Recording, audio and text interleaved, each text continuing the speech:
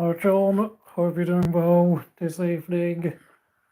Of course, if you're wondering, yeah, I went on YouTube to look for Viking FK, and voila, I found Upset from back in 2002. Oh well, I mean, I suppose we don't all have the same taste in cuisine. Hope you've had a good day.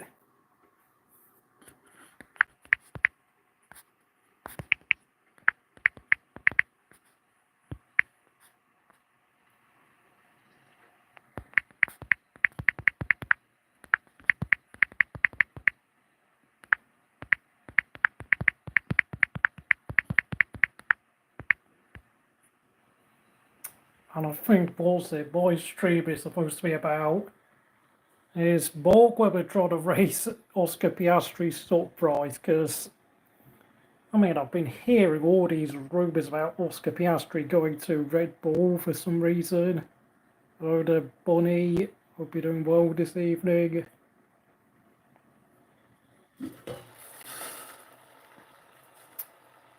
Oh, the Carabao Cup. Oh yeah, the Carabao Cup is on, I forgot. Oh yeah, my club, Derby County, already gone from the competition, so that's pretty amusing to say the least.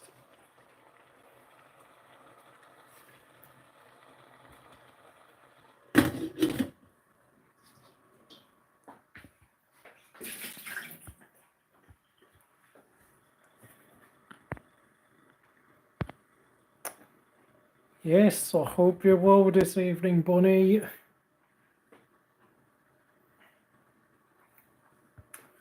I mean, we've only got 4 races to go in the season. I think, what topic was I trying to think of? Yeah, I mean, there's a big part of me that thinks that McLaren might go and try and get Carlos Sainz and swap, maybe send Piastri straight to Williams in his seat for 2026. Because let's face it, I don't think Norris and Piastri are a strong enough, experienced enough driver partnership to help McLaren fight for a championship.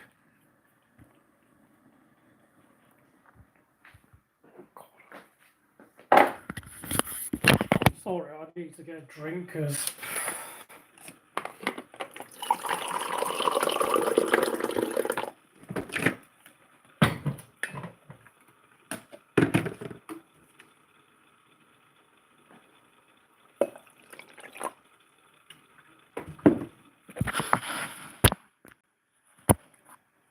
Max might get an engine penalty. That's interesting. I think, yeah, I mean, Norris desperately needs like some help now because, and to be honest, I think the thing that McLaren surely should be more concerned about is the fact that Ferrari are coming back very strong now in the championship. Like, I mean, Ferrari getting a 1-3 at Mexico, a 1-2 at Kota. I mean, obviously, realistically, I don't think there's enough time for Leclerc to catch up with the driver's standings, but my God, Ferrari will make a statement if they can win the constructors championship this year.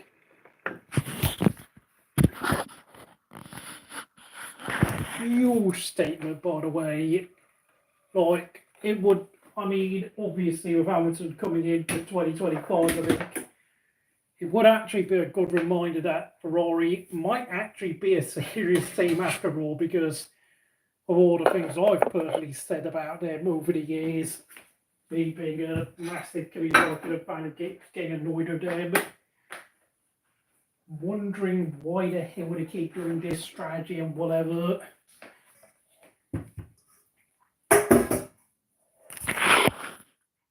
Do I have any pets? No, I don't. I'm afraid. I mean, this is not a pet channel because I've got no pets to show you, so sorry. I think I once used to have a goldfish back when I was like 5 or 6 years old, and a budgie. But of course, I think my dad allowed a parrot to fly away, the budgie to fly away.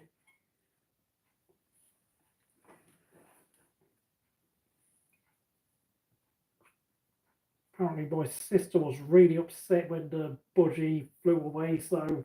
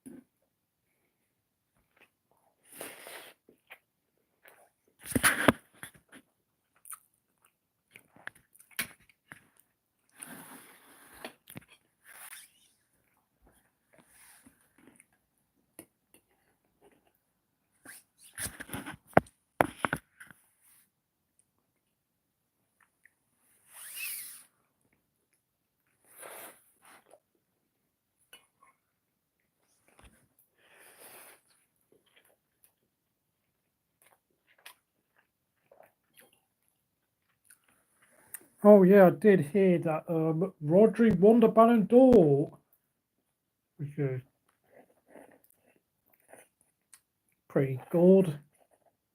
I mean, I think we all pretty much know that Max Verstappen has been the best driver in F1 once again this season. Obviously, they don't do Ballon d'Ors in F1, so...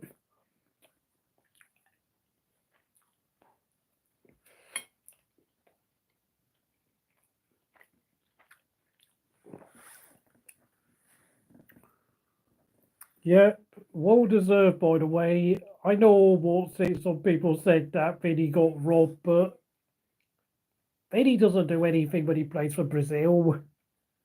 Whilst Rodri more or less helped Spain win the Euros, so he carried his club form over to his country, which cannot be said of Vinny.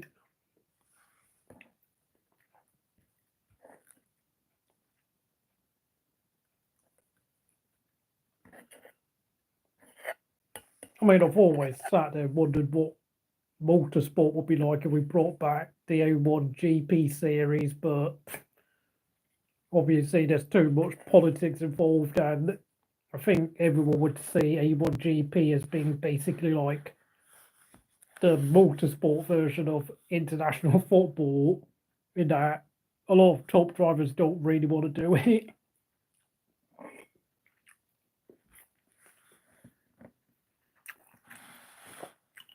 I know Nico Hulkenberg won the A1 GP series back in 2007 for Germany, but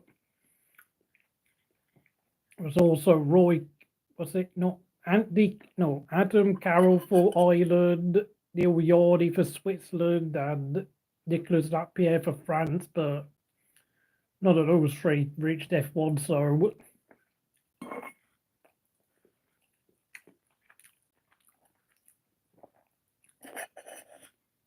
I mean, let's be honest, the whole concept of just driving for your country is a really alien concept in motorsport.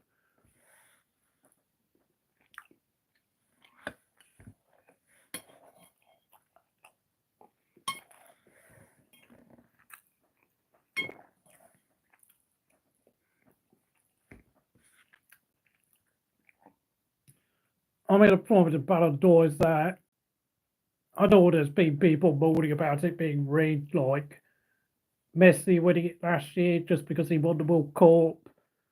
Modric winning it in 2018 because everyone got bored of voting for Ronaldo and Messi. And I mean, at some point in the future, I think someone will probably give the Ballon d'Or to Haaland, even if he has like a bad season, just because I think the career Haaland's having is that he basically probably should get a Ballon d'Or soon.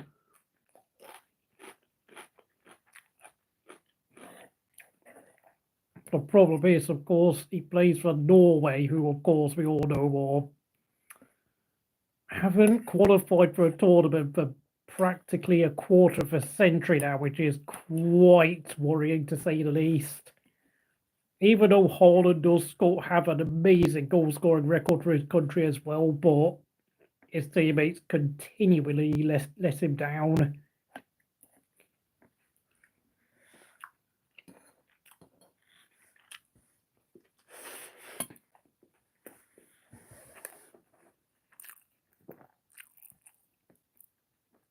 Wait, Fernando Alonso has got intestinal infection. My God, that's pretty major. Holy hell, what's been going on with him?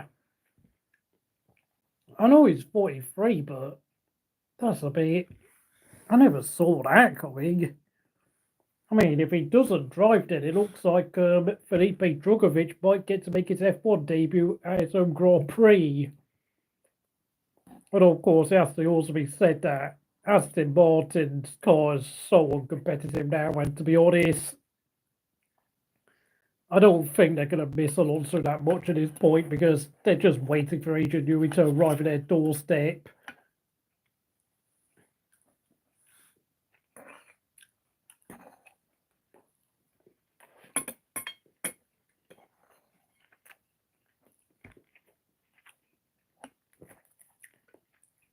Unless we get some huge fluke result coming up, I can't see Haas overtaking Aston Martin for 5th.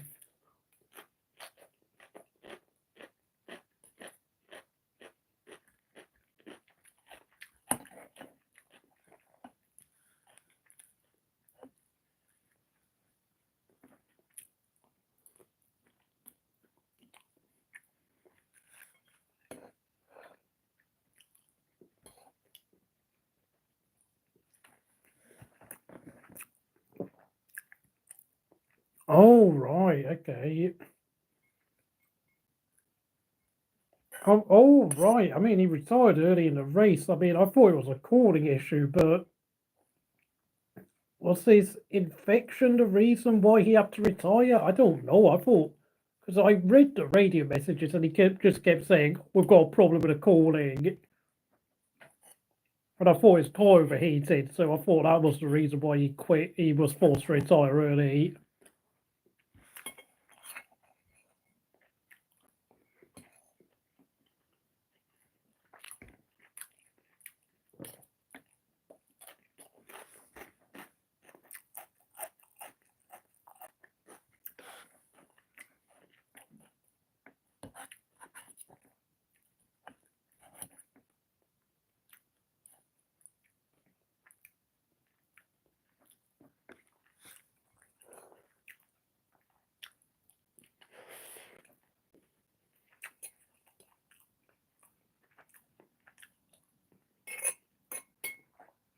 And besides, I mean, the Carabao Cup's such a weird competition because I've seen the likes of Birmingham City and Middlesbrough win it before. I think Swansea. Did Swansea win it one year? I think they did. It's just... I mean, it just really does make it feel like there's just so many games of football, even though obviously it makes quite a fair bit of money.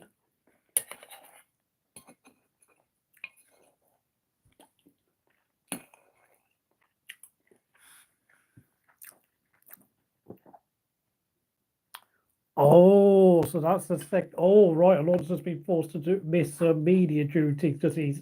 My God. The second week in a row, yeah. To be honest, I think the team might be keen to see how good Drugovich is, but the problem with Drugovich is that I don't think he's raced full time in about 2 years now, so I don't really think he would be that impressive, if I'm going to be truly honest, which is a big problem in itself. And of course, we all know what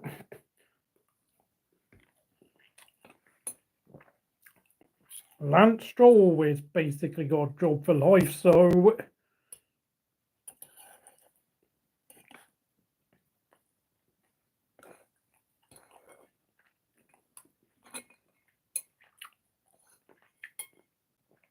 the problem with Lance Stroll is that when he does get close to Alonso, you can't help but wonder, is that a case of Alonso not driving at full, being able to give 100%, or is it Stroll actually doing well? I mean, sometimes, yeah, Stroll does drive well, but truth be told, it's very hard to know how well he really is driving.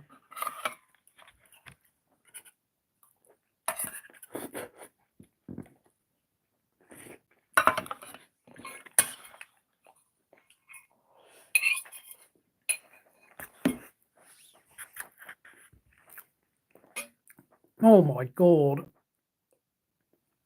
Wait, Alonso has returned to Europe to have treatment? Oh my god.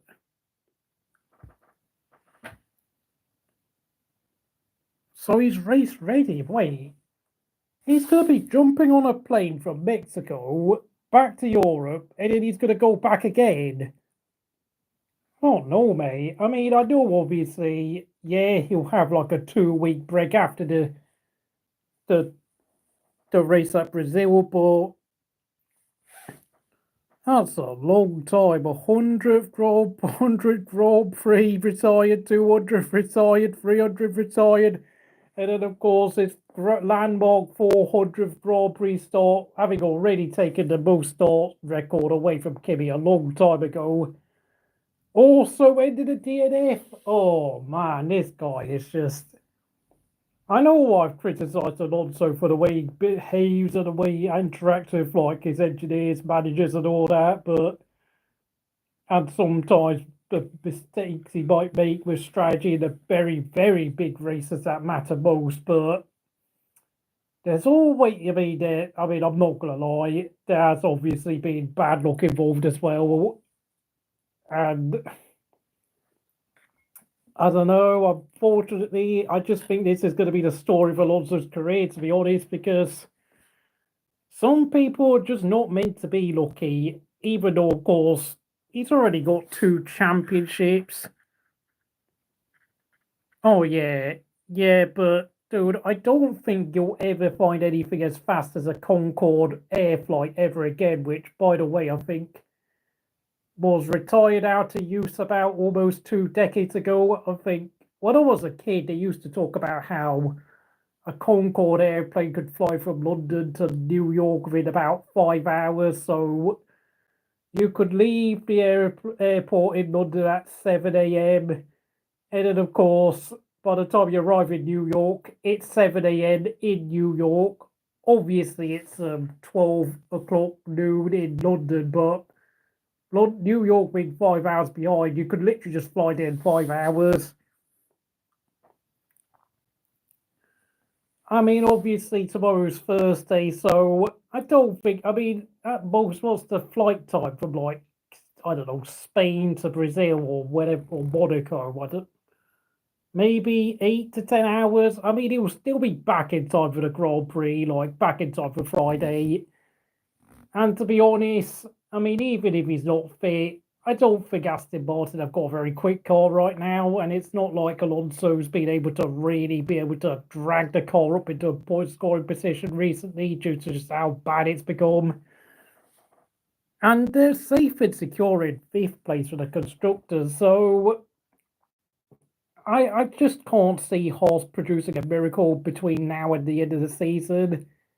I know there's another sprint race to come at Brazil, but I don't think Haas are going to take advantage of it unless, of course, I don't know, Magnussen suddenly wakes up and Hulkenberg drives really well and there's like a load of crashes in front of them. I mean, obviously, I hope Alonso gets well soon. I mean, is he been eating dodgy food or something. I mean,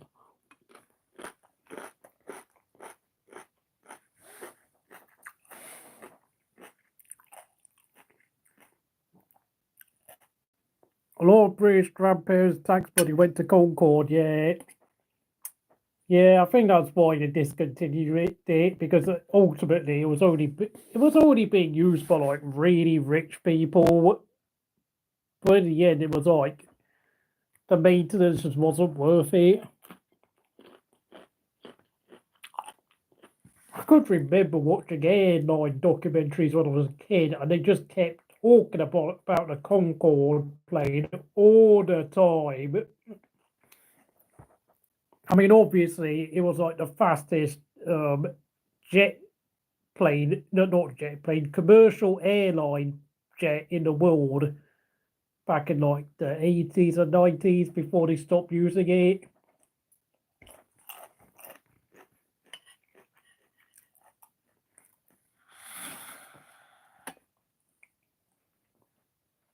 I mean, the thing is, like I said, I think McLaren, I think are going to probably make a decision soon on like Norris and Piastri next season if they carry on struggling like this.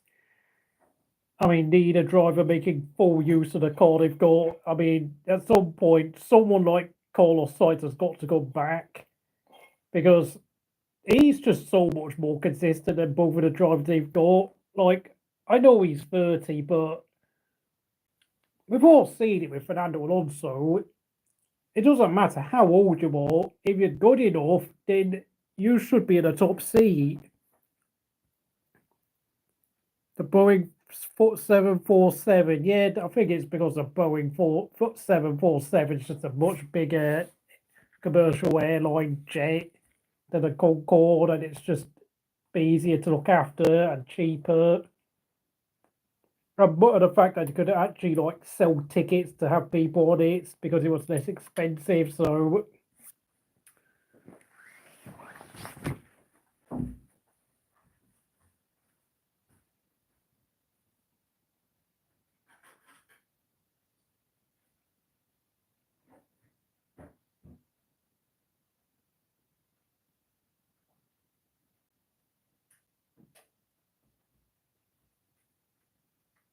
what did I say? Yeah, I think I keep hearing people saying that this season is like 2009 all over again, in that the championship winner and leader for the majority of the season, Jenson Button back in 09, had a great start and then fell off in the second half. I mean, in Max's case, I think he's been a bit better than that, in that he's actually really picked up some very good results in the second half when things have been going against him. And of course, problems at the team. But having said all of that, he's only actually had to fight. There's only really been one driver in realistic contention in the second half of the season, and obviously, Lando Norris somehow has only won 3 races. So, I mean, Charles Leclerc, Carlos Sainz have won races, Russell, Hamilton, Piastri, obviously. So we've had like, I don't know, 7 drivers from 4 teams win races. Piastri's got 2 years left of his contract. Yeah, but we all know what they say in F1. Contracts mean very little. And like, there's only going to be 1 year left after 2025. So, I mean, they could easily do like a swap deal with Sainz afterwards. And like, I mean, McLaren would probably like pay Williams to have Piastri, to be honest. Because let's be honest, I mean, let's just face it, McLaren need a better driver in their team. They just need a better team leader. Like, and if you get Carlos Sainz in there, I'm sure Carlos would really take advantage of McLaren giving him a fast car.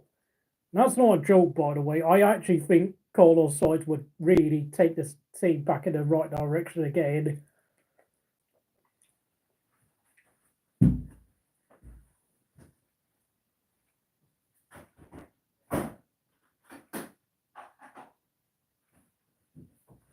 and the fact that he's had 4 years at Ferrari, so he knows a lot of like insider knowledge about what goes on at Maranello, and of course what he knows from his time at Toro Rosso and the inner workings of Red Bull hierarchy, and maybe a bit about Max Verstappen.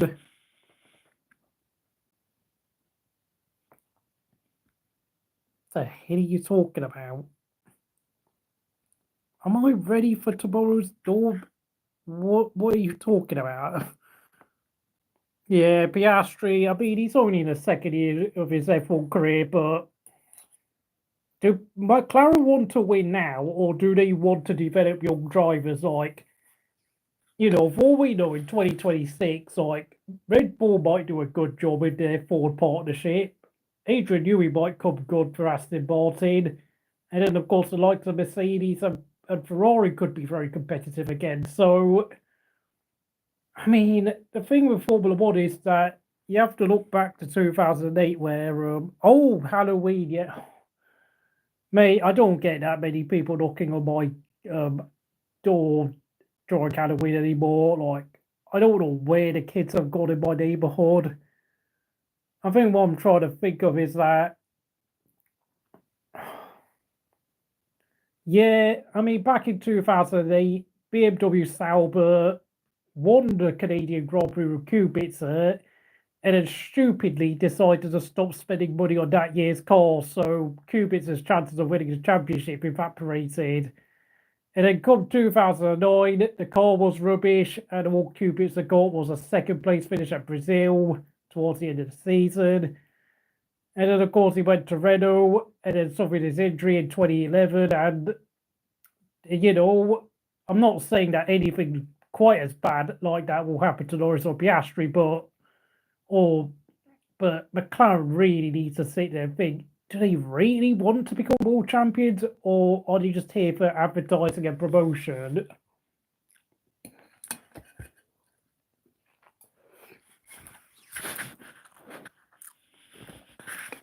I'm just saying it would be a real shame if McLaren somehow failed to win a world championship between this year and next year, when they've got a very fast car. Like, you know, everyone's got one eye on 2026, and yet, kind of a bit like BMW Sauber,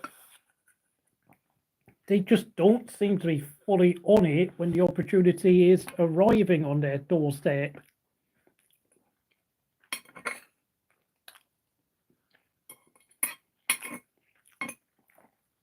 It's even worse than BMW's case because they had a driver in Kubica who really was something special back then. Like, the fact he only managed to win one race in his whole career is just really sad, to be honest. Now that, my friend, is a bad luck story if there ever was one.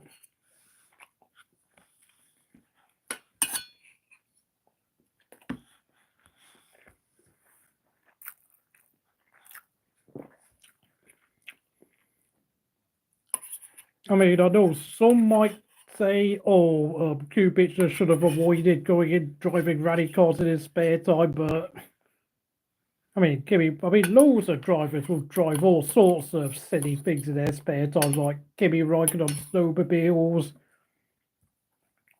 Kimi rally cars, NASCAR, whatever. Like, he never suffered a serious injury, so.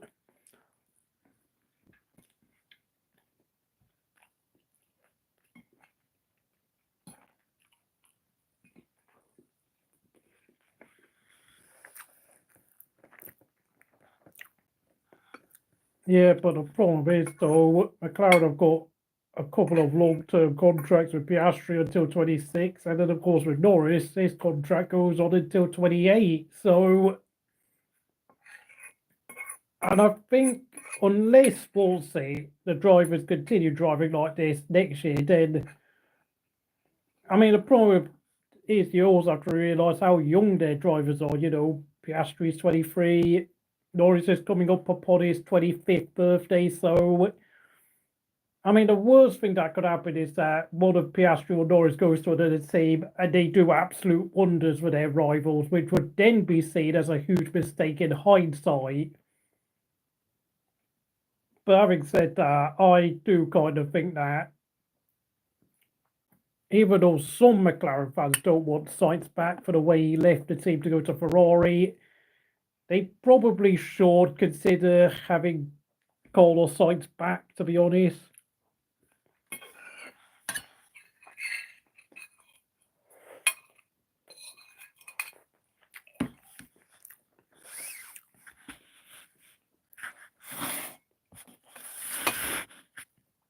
And we have to remember at the start of this season, I mean, McLaren didn't finish on the podium in the first 4 races, and even I didn't have any idea that McLaren would have a car that would not only win races, but would be really competitive and be leading the Constructors' Championship.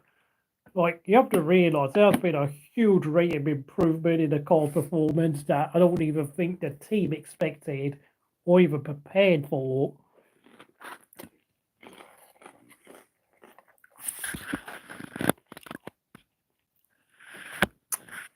Yeah, I think what I would criticise Carlos Sainz is to think that he could coexist in the same team as Charles Leclerc, though, because it's not like Charles Leclerc is slow, and it's not like Charles Leclerc. I mean, at McLaren, he had a teammate in Norris who was always going to be a number 2 if Carlos Sainz wanted him to be a number 2. And to be honest, at McLaren, Carlos Sainz had everything done his way. Was at Ferrari, he has to compromise to the way they want to do things. And there's been times where Carlos Sainz has looked a bit awkward at Ferrari. I know it's every driver's dream to drive for them. I mean, obviously, you got Alex Albon, who's never hit his admiration for the Scuderia, but it doesn't mean that going to Ferrari is a good idea. Like, I think we all know, like, Ivan Capelli in 1992, like, he thought it was the dream career move, but it ended up turning into a disaster. Oh, yeah, Norris got a podium at Australia. I forgot, yeah, but that was one podium in about 4 or 5 races.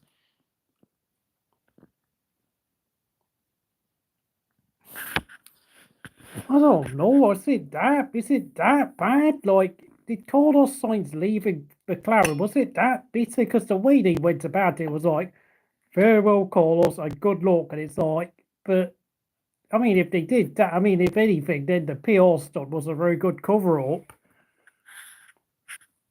But I mean, Williams going to be doing anything in the next 5 years? Like, what a waste of talent.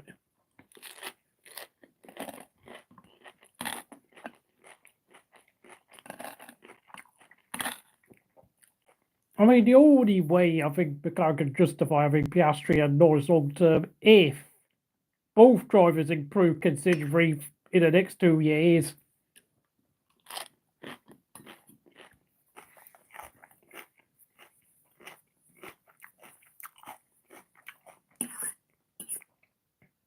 Well, I mean, this is a thing, like, unlike Charles Leclerc, I mean, Carlos Sainz has got no problem being around Lando Norris, and neither of them have any bad blood. Like, I know Carlos Sainz thought Ferrari would give him a championship winning car, but you have to remember, Charles Leclerc is not someone you can beat easily.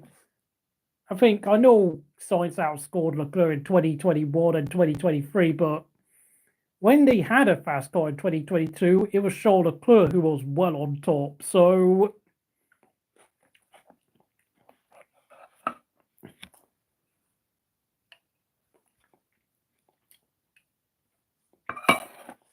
I mean, 2 drivers of a similar talent level is never going to end well in Formula One, like we saw with Hamilton and Alonso at McLaren, Hamilton and Rosberg at Mercedes, Leclerc and Vettel a few years back.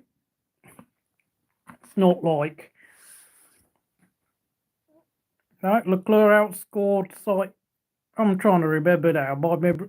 Oh yeah, he did. I think Leclerc overtook Sainz in the last 2 races. That's why I keep forgetting. Yeah, but anyway, it was still a really close fight between the pair of them anyway. So,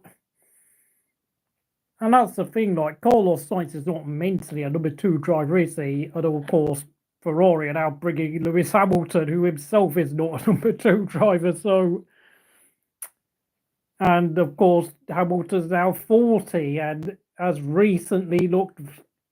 I mean, I know Hamilton overtook Russell for, what was it, fourth place on the last 5 laps at Mexico, but I mean, it's not vintage Lewis Hamilton from like 5 or 6 years ago anymore, is it?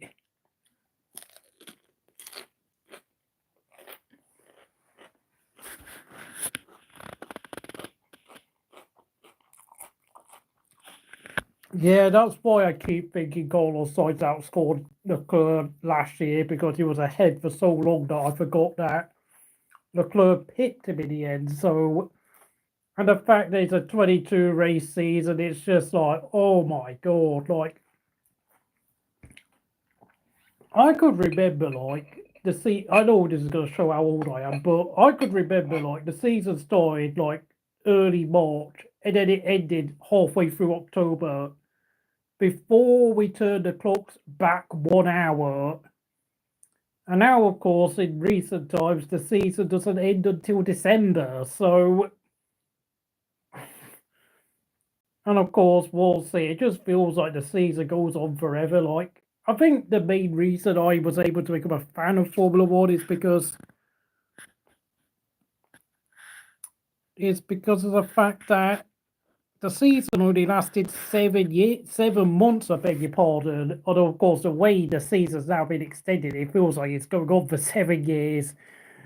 I mean, it's now going on for basically 4 months minimum. So, if you have like any other hobbies, interests, and so on, like, you have to put that on shelf. And then, of course, you have to buy Sky Sports if you want to watch the races properly, which obviously cost a ton.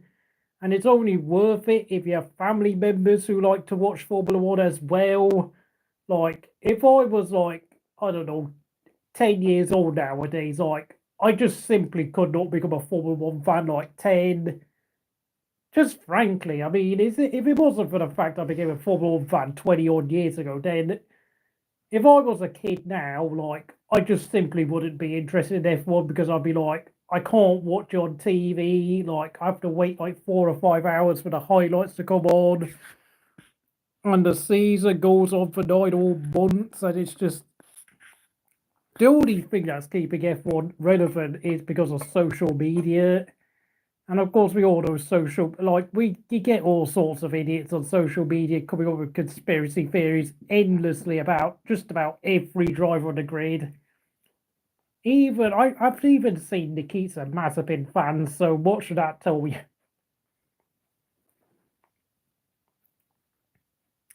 Yep. What was it? How many months was that? Basically April, May, June, July, August, September, October. I mean, that virtually only lasted 7 months back in 2009. Like I said, it was only 7 months longer. In some cases, it might go out for like 7.5 months, like the season before in 2008.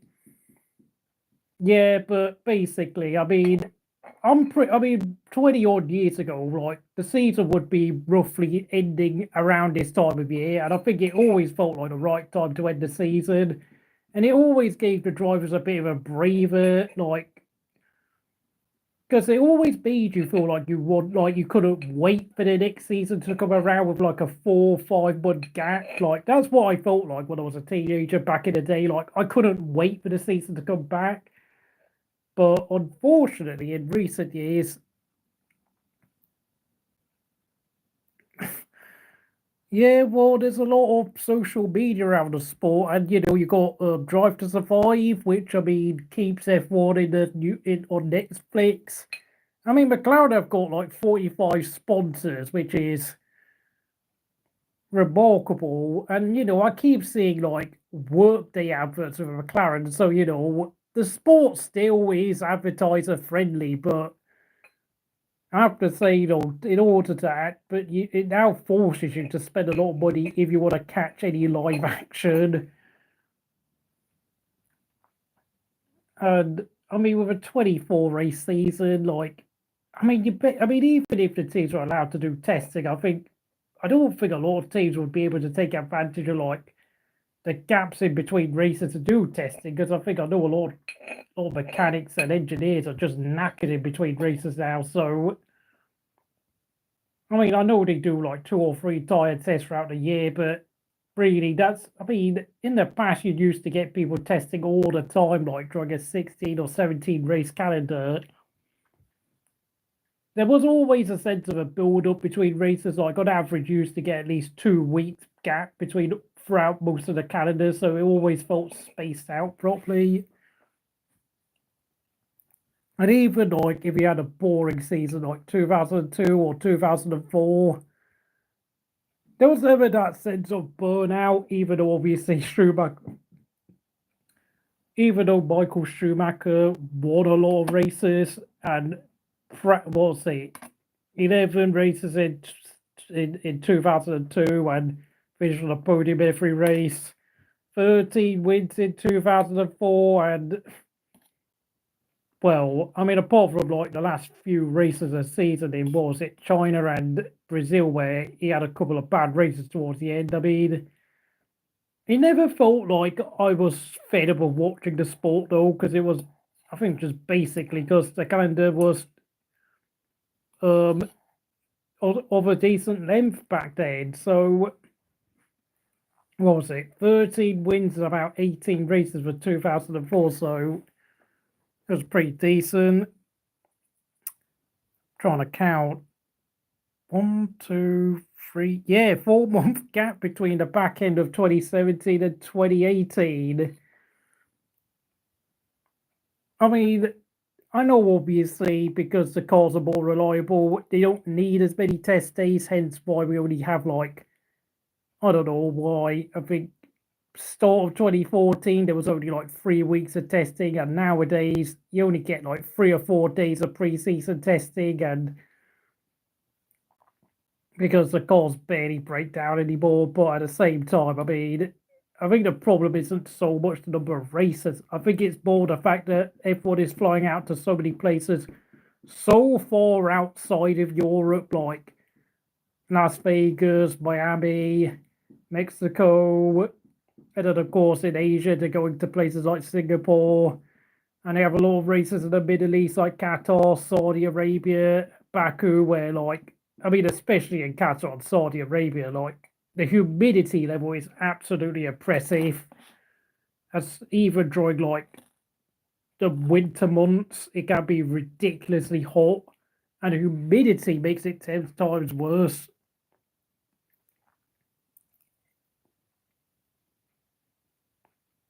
Oh yeah, I mean, we'll see. Rosewater in Bahrain, I think the Bahrain Grand Prix was the first time everyone went to a track where they weren't allowed to spray champagne due to the alcohol laws.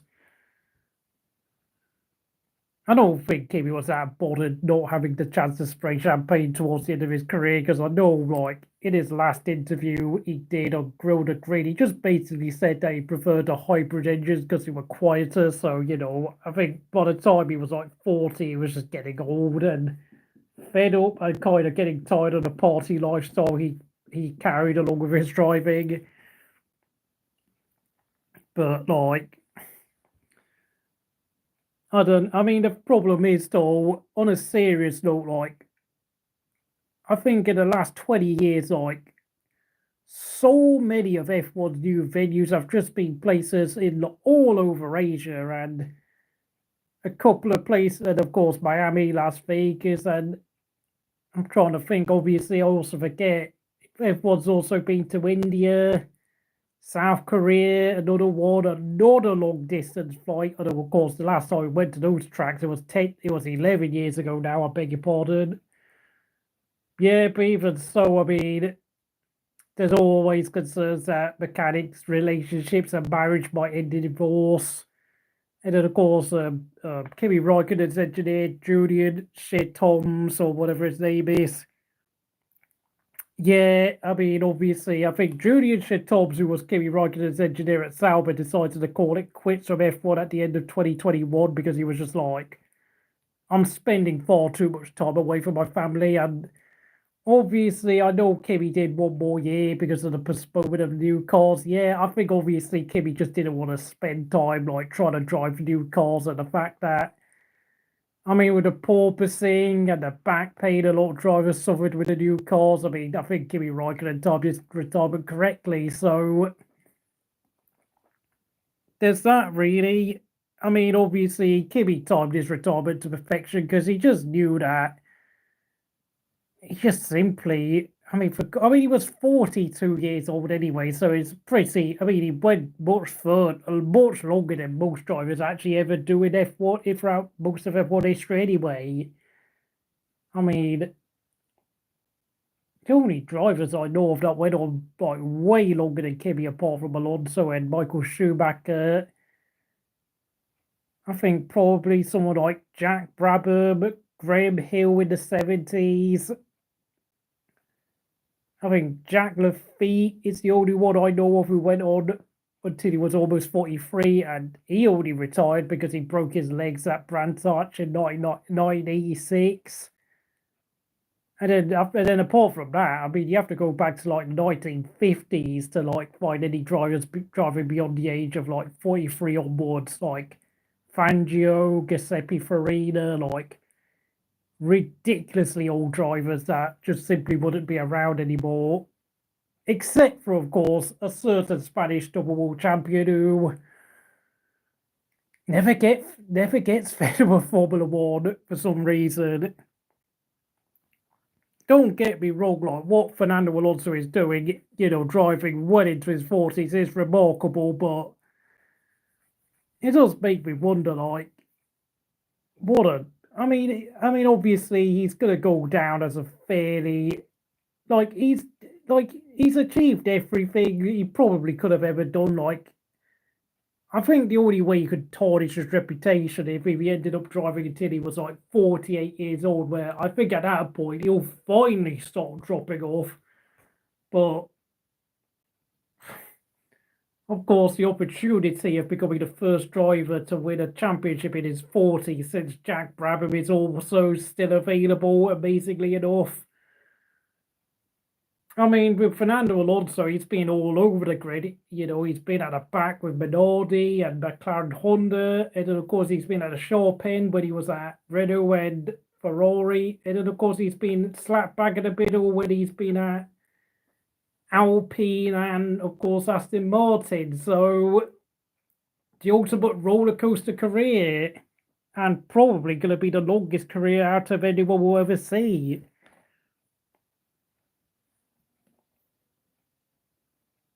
And he does have a lot of fans. He is a very polarizing character when it comes down to it as well, because, in terms of pure driving talent, I think he honestly could have at least 5 or 6 drivers' titles. And I think, in terms of pure consistency and adaptability, he is better than the likes of Kimi, Vettel, and Lewis Hamilton. But of course, he does have a habit of falling out with people he should be getting on with, unfortunately.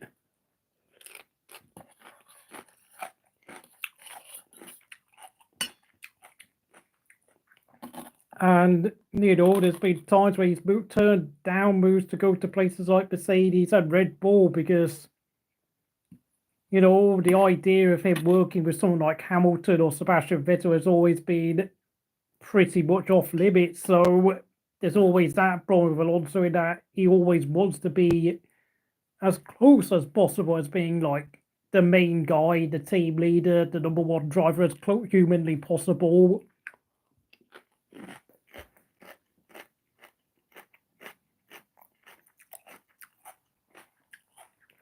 25 years since his debut. That's just crazy. That is absolutely crazy. I mean, obviously, he took a year's rest in 2002 to become a test driver of Renault. He then had another 2 years break in 19 and 2020. So, okay, that's helped his longevity, but That's still crazy to think that 2026 will mark 25 years since his F1 debut for Minardi. I think that Minardi was basically like a re-upgraded, like V8 engine converted into a V10 engine made by Ford Cosworth back in like 1997 or something stupid as well. Like, it was basically driving an F1 equivalent of a banger back in 2001. And of course, the way he destroyed also Marquez and Alex Young was just, even though obviously they were paid drivers, was just remarkable. I mean, mind you, Alonso was a paid driver himself, but like everyone knew straight away what a special driver he was really early on.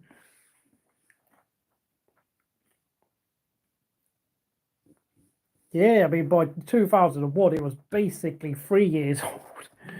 It was such a rubbish engine, but obviously, what's his name? Gustav Brunner designed a very tiny car, which made the handling a lot easier to deal with. So, it wasn't like super easy to drive like the Sauber was that Kimi drove. It was like, I think it was decent enough for someone like Alonso to be able to get a grip off. As long as, of course, he had enough driving skill to master it.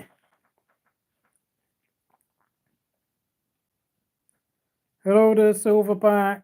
I know obviously you're having a hard time recently with your dad and apparently you living in your car. I hope things get better. I don't know what sort of advice I can give you because, frankly, I've never been in that sort of situation. I hope the questionable nose will not return to F1. Is that the 2014 thumb nose that we had? Oh yeah, the 2014 nose designs. Dude, we're never seeing that happen now because I think the regulations are now very strict in that. You must have your front nose tapered down and you're not allowed to like have a gap in between the nose and the front wing anymore. Those days are gone. Oh yeah, Alonso, oh my god. Yeah, I mean, dude, I mean, this is what I say when it comes to natural driving talent. Like, Alonso had it straight away. Like, there was never like a bedding in period like Vettel and Kimi Räikkönen had to do like in their first year before they got to full speed. Like, I mean, from his second, what was it? I mean, I think, what was it? I think only once did Alonso get out qualified by Torso Marquez in this old 2001 season.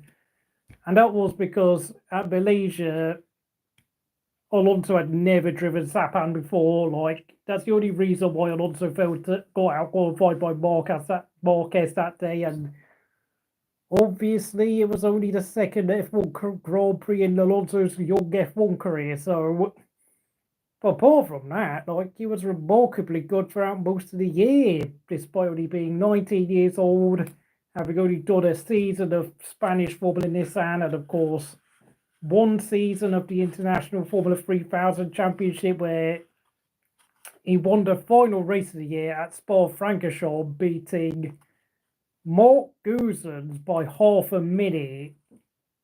Although, of course, before that, he had actually spent most of the previous Formula 3000 season struggling for pace, weirdly enough, because obviously he didn't know most of the European racetracks.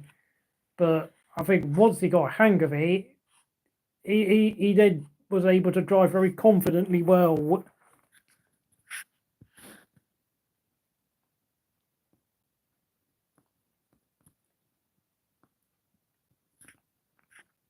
Okay, Silver, yeah. I obviously I don't know your situation very well, so I think you have to bear with me on this one. Like, obviously you've not had time to watch Formula One, which is understandable. Obviously, there's far more important things than Formula One and sports and all that malarkey. I'm not gonna bother you too much, and I'm not gonna banter you on it. So, hope everything gets better soon and you find a way out of your problems. I don't know. I don't know what to say, mate.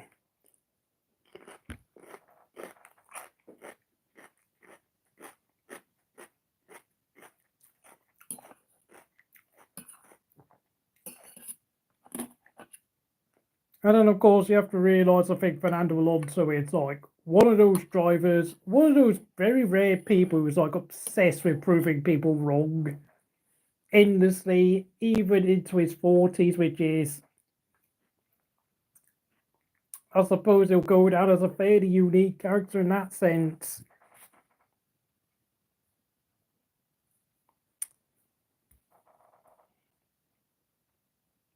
I mean, if Alonso wins a championship in his 40s, it's still going to be an amazing achievement, regardless of what you think of the bloke. It's just.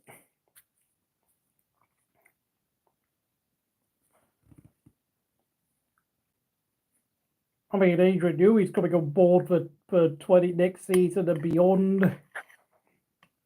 I don't know what will happen to Lance Stroll, though, because let's face it, I think if Aston Martin really want to be serious, they've got to honestly realise Lance Stroll is just a dead weight now. And frankly, he's been a dead weight for like basically 4 years now.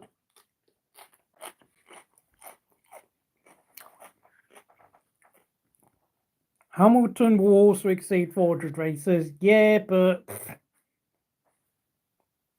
although I will say, though, unlike Kimi, Alonso, and Hulkenberg, Hamilton's not had a break from Formula One since he appeared in 2007, weirdly enough. And you also have to realise he was McLaren's test driver for like 2 years beforehand, from like the start of 2005. He was like doing test work with the MP420, which kept breaking all the time.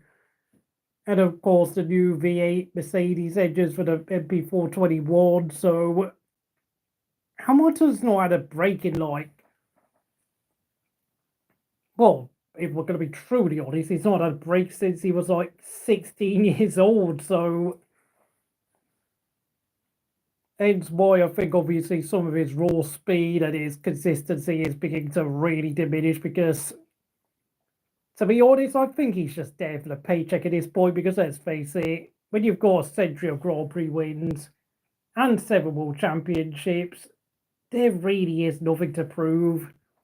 Okay, I know his fans want to see him get that 8th World Championship because they're still obsessed about Abu Dhabi, but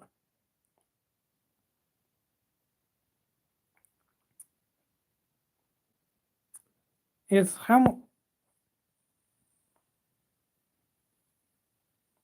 Max should he have got less than a 20-second penalty? I was surprised at how much time got added on. I mean, yes, I know Max drove quite aggressively, but I thought watching the replay, I mean, I just sit back and think 10 seconds would be a fair punishment, but 20 I think they gave Max 20 seconds because I think of the back, because I think was it the stewards kind of were a bit like somewhat I don't know. I think the stewards had a second thought about the penalty that they gave Norris at Coulter, and I thought, was that the right penalty to give, considering it was Max who shoved him off the track? And I think, obviously, with the way Max drove at Mexico, I think they had a very good opportunity to really put Max in his place and, crucially, give Lando Norris a much-needed lifeline in the championship, because, of course, we all know with Liberty Media involved, they do not want this championship fight to fail to reach the last race. And I mean, when you have 24 races, you're making it really hot. Like, you're really testing the driver's stamina in terms of making a championship last for that long. Like, I know it went to the final race in 2021 with Hamilton and Verstappen, but that's because both of them are top drivers, so it's not a real surprise. And the fact that Hamilton has a faster car in the second half of 2021, which obviously made things even easier for Hamilton to get back in the fight.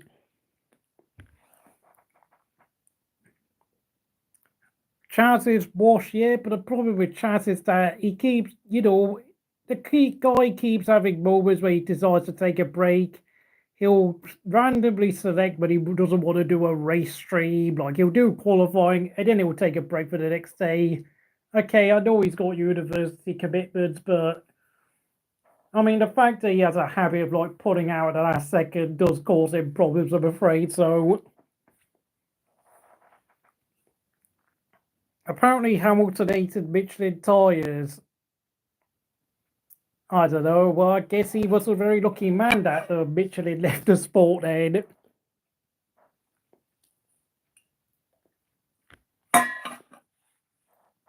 Because let's face it, I know when Kimi was forced to go back to Bridgestone after leaving McLaren, like, Kimi really didn't get on with the Bridgestone tyres for like the first 6 months before he found a sweet spot in the Ferrari setup to get the car handling more like what he had at McLaren, the Michelin tyres.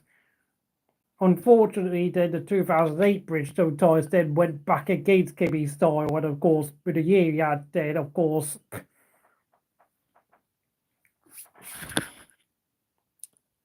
I do think a few people really appreciated Vettel because there's only a few people who think he's better than Alonso. Well, say Regora would agree with you on that. Like, even though obviously acknowledges that Alonso is the better talent, Vettel is the better team worker and the better has better technical feedback, better at setup, cultivating a good team environment. Like, I think it's kind of like why Jack Brabham gets rated so highly as an F1 legend. Not because he was like an amazingly fast driver, but he was just good at all the tactical stuff and all working in the garage and all that. Yeah, I mean, obviously, okay, I know 2021 wasn't quite as long as 2024, but still, I mean, it was still quite long despite obviously 22 feature races and 3 sprint races. And you have to realise Verstappen ended up winning the championship by about 8 points in the end. So obviously, had there been another 2 race weekends, they still could have easily dragged that championship fight out for like 24, 25 races. It's just that obviously instead, 3 years later, we have now got Lando Norris struggling to get anything more than 3 race wins in the season, which is quite embarrassing to think about. But even, I mean, the fact is, okay, I know some will say he's 24, but then he is now in his 6th year of Formula One, so, and he has been at the same team throughout the whole 6 years, so it's like the excuses are just running thin with Lando, I'm afraid. And my God, like, if this situation goes on at McLaren, then they just have to get Carlos Sainz back. I don't care what stupid excuses they come up with. Oh, they're still young. Give them more time to develop. I don't want to look. I don't want to hear that nonsense. I don't want to hear it. It's so boring. And like, I know there's some McLaren fans who call Carlos Sainz a traitor for leaving the team like he did just to go to Ferrari, but you've got to be pragmatic. You've got to know what's best for you. Like, even if you don't like someone, like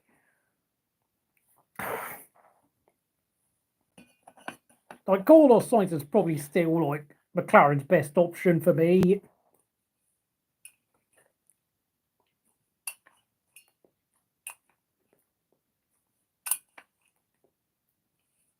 And the fact is, he left the team on good terms, so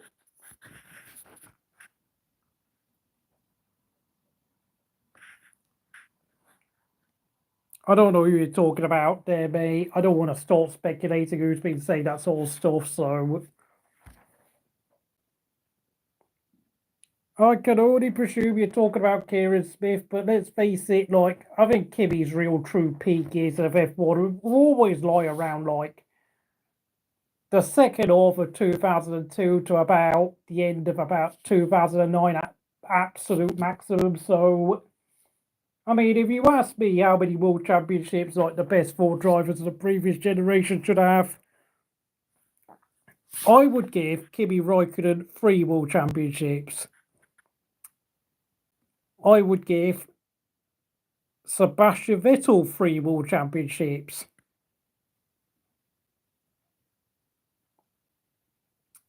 I would give Lewis Hamilton anywhere between 4 world championships to maybe 5, depending on a certain season where there's a close showdown between him and Fernando Alonso. And I would give Alonso at least 5 world championships, because, you know, if you work out the 16 years those drivers won the championship, including the 2 that were won by Bottas and Rosberg, since Bottas and Rosberg were very, very lucky beneficiaries of being in the right team at the right time in 2009 and 2016, I think. That adds up to like 16 years worth of Formula One. I mean, obviously, 3 championships for Raikkonen, 3 championships for Vettel. I mean, so that's 6 years added up. 4 years for Hamilton, 4 championships for Hamilton adds up to 10 years.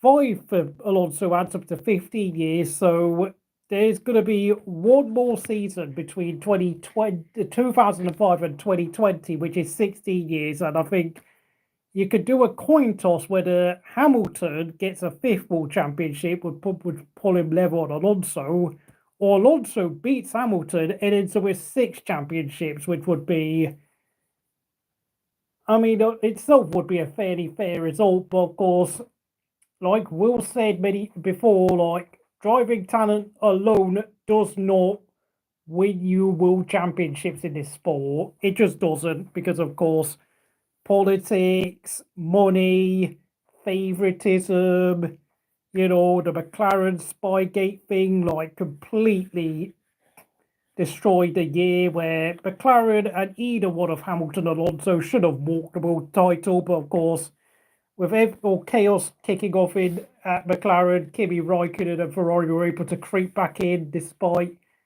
having been 26 points adrift of Hamilton after the Indianapolis Grand Prix after just 7 races. What a comeback win that was.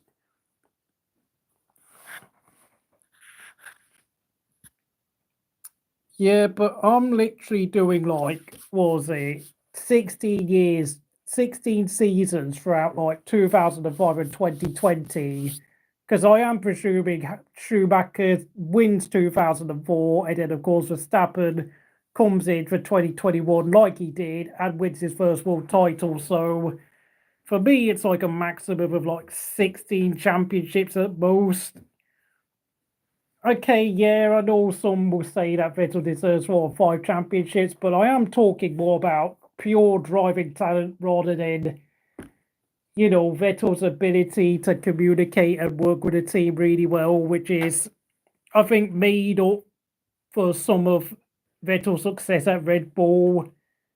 Because let's be real here, folks. Like, I know Vettel was a quick driver, but the driving characteristics of Adrian Newey designed Red Bull between 2010 to 2013 did help Vettel. I will say that. I mean, obviously, it was clearly much faster than Mark Webber, but it definitely helped him stave off Fernando Alonso during those years. And the occasional moments he had to fight against someone like Lewis Hamilton, Jenson Button, Kimi when he came back with Lotus. Oh, right, you've included 2003. Oh, I forgot about. Oh, yeah. Yeah. Oh, how could I forget about that? So that's 17 years. Okay, fair enough, fair enough, fair enough. Yeah, fair enough. 17 years. 17 years, yeah. 17 years. I mean, so that's 10, 14, 17. Oh, right, so you've decided that it's going to come down between a certain championship fight going 50-50 between Hamilton and Vettel. I got it, yeah, fair enough. I think that's a fairly decent assessment. I mean,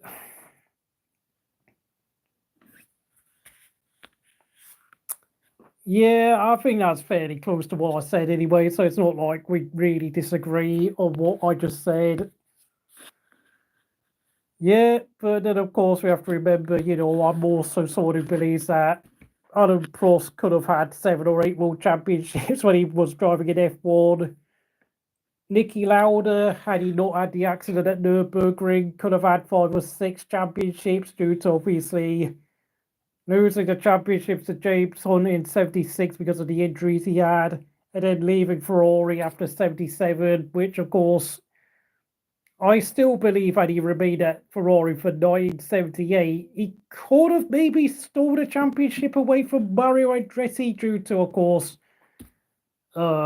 Peterson's tragic accident, and then of course, Andretti failing to score a point in the last 2 races, and then of course Jody Scheckter won the championship for Ferrari in 1979. So of course, Jody Scheckter was a good driver, but like Nicky Lauda was the complete package compared to Scheckter and Jules Villeneuve.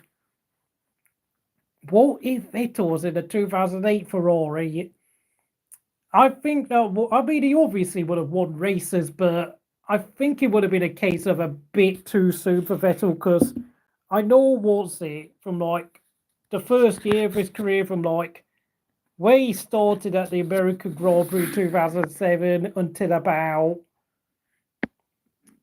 the Valencia race in 2008, like Vettel was still learning how to drive an F1 car, so it was only until Monza like Vettel really showed his full potential in the wet conditions. So I don't think a championship win would have been on the cards of Vettel in 2008, if I'm going to be honest. I mean, it would have been fun to watch, but I think he would have also had a similar year to what Kimi and Massa had, in that he would have made loads of mistakes, I'm afraid. Because I think it was only in 2009 that Vettel really started to look a bit more consistent. And then, of course, 2010, 11 onwards, that was like Vettel entering his prime. Like, I think the only way Vettel would have won the 2008 championship if he was like 2 years older at least, like born in 84 or 85 instead of 87. So I mean, if he was already like 23, 24 years old, then I probably would actually lean towards yes. Vettel probably nicking the championship and surviving that Timo Glock incident in Brazil, where Timo was struggling on wets and then Hamilton overtook him with 1 corner to go. But yeah, Vettel was just simply too young to like take advantage of an opportunity at that point, I'm afraid. So, I mean, 2008 was just, it was like the end of an era, 2008, where like McLaren won their most recent driver's title with Hamilton, Ferrari won their most recent constructors title with Kimi and Massa. So,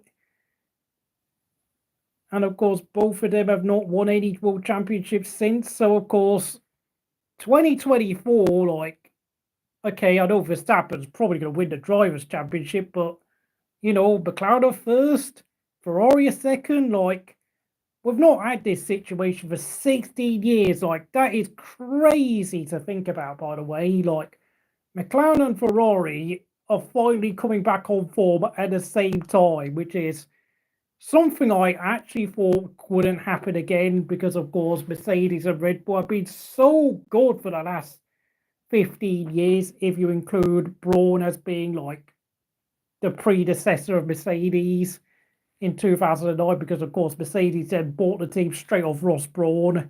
So in reality, that was a Mercedes Works team victory in 2009.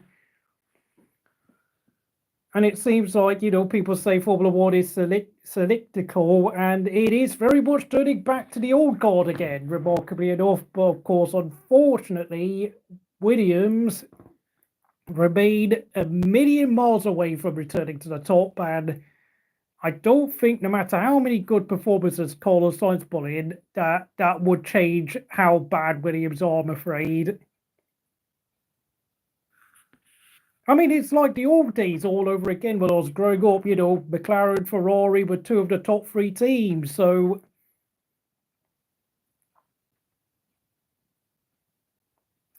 don't get me wrong, like Vettel did produce miracles at times, like the 2000 second half of 2008. The 2015 Ferrari was not the fastest, but it was a nice car to drive, even if it lacked speed. And then, of course, the cars he had Aston Martin, well, he did a good job, but he did have a couple of spins and incidents here and there, and Stroll did outpace him a couple of times, and I think even obviously obviously in the end Vettel quit because he was just getting too old. He was getting fed up of being around the circus, and most crucially of all, there was no guarantee that Aston Martin could build him a World Championship winning car. But having said that, I think in the last 2 years, I think Vettel was just. I think it felt like the shackles had been taken off Sebastian Vettel, and he was just doing whatever he wanted. Like, if he had a good day in the office, then he'll drive the wheels off the car. If the car was bad and he's struggling, then he'll just accept finishing down in like 12th place or whatever. So I think that's why Vettel's form actually improved a bit towards the end of his time at Aston Martin, because the pressure was just gone. Like, he knew mentally, if he had a bad race at somewhere like Coulter, then he would have another race at Mexico, and no one would even bother uttering a word about how badly the race went at somewhere like Coulter or Russia or whatever. Like, it wasn't like at Ferrari where everything he did was under the microscope, and everything was like, you're now 38 points behind Hamilton. Like, can you close the gap? And he wasn't having to deal with politics from Ferrari and all that nonsense, having to think about car development. Like, I think a lot of stress was alleviated when Vettel went to Aston Martin, because at that point, kind of like Kimi going to Sauber, Vettel was just driving for fun at that point. Hence why he kind of looked a bit like an old self again from like the Red Bull days, albeit not with anywhere near as much commitment, to be honest. I mean, I enjoyed watching Vettel in like Aston Martin because he just looked like a man who was just enjoying himself at that point. Like, no longer like under pressure to be like being ridiculously good all the time, like he was at his peak at Red Bull, or like trying to win a championship at Ferrari. Yeah, I mean, the fact that, with the pressure gone, we had great drives at Monaco, Baku.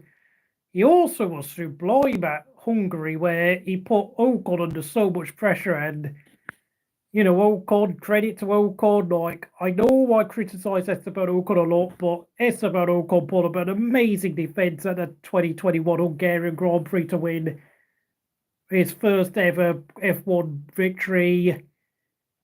I mean, yes, I know Vettel got disqualified for the underweight, underfueled car, and like having like 2 kilos underweight, but still, Vettel was still fantastic. And that Alpine was definitely quicker than what Aston Martin had that year. So, obviously the second half of 2022, I think Vettel was even better. But of course, funnily enough, I think when he announced his retirement from F1, like, that took the stress and pressure off even more, because he was just like, I really don't have to like I'm just gonna go into every race weekend now, driving at every track for the very last time. Oh yeah, that one lap race at Spa. Yeah, let's not talk about that again, because obviously, oh,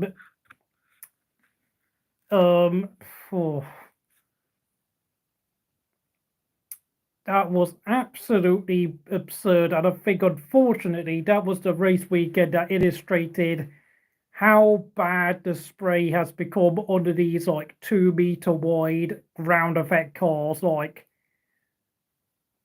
yeah, I know, but I think by that point, though, I think Vettel just wanted to go out with a bang. Like, Vettel kind of saw Kimi struggle against Sauber and thought, I want to leave my mark in the sport. I want to be like, not just remembered as a 4-time champion, but I want to be remembered as a guy that everyone likes. It was like Vettel wanting to end his career on the best note possible. Like, I want to show people like I wasn't the culprit for why everything went wrong at Ferrari. I want to show people I'm still a good driver, and I want to go out while I'm still capable of driving quickly at the age of 35 years old, and I don't want to just fade away and be like someone that people like to mock and criticize, like Daniel Ricciardo. Because let's face it, Daniel Ricciardo for me, I don't even need to say any more about Daniel Ricciardo at this point. Daniel Ricciardo, I think it's just kind of has given me the impression that he horribly regret leaving Red Bull when he did, because, I'm not saying that Daniel Ricciardo is a great driver by any sense, but had Daniel Ricciardo remained at Red Bull for 2021, he could have literally been in a chance of winning the title with like 3 or 4 races ago, like Kimi was in 2007. Like, as long as he won like 5 or 6 races up to that point, he probably would have just stayed in the hunt, just finishing on the podium all the time, keeping Bottas off the podium, making sure Bottas was well beaten, making sure that the McLarens and Ferrari were well beaten. I'm not joking, because you've got to realise, look, I'm not saying Ricciardo was a great driver, but I'm saying he had the car he liked to his ideal settings at Red Bull, a car that handled exactly how he wanted to, a car where he could brake aggressively if he wanted to, and then brake gently like he wanted to, because at Renault and at McLaren, he never had that. I am not saying Ricciardo is actually any good. I mean, essentially, yes, he probably would have frauded his way to the championship, but then we have to remember Jacques Villeneuve all basically frauded his way to 1997. I'm just saying, like, we have had some fairly average drivers become world champions, like Phil Hill in 1961, Denny Hulme in 1967, Jody Scheckter in 1979. I wouldn't say Jacques Villeneuve was average, but he was very much someone like capitalising upon his peak in 1997. I mean, Eddie Irvine came within like 3 points of winning 1990. Look, I'm just saying, I know it sounds like I'm having an absolute fanboy moment. Like, I know people think that I'm a secret Daniel Ricciardo fanboy, but 2021 was not a normal year. Like, did you know McLaren, when they won that race at Monza with Ricciardo and Norris finishing second, they were the only team to claim a 1-2 during the whole of 2021. That's how crazy that season was. And like,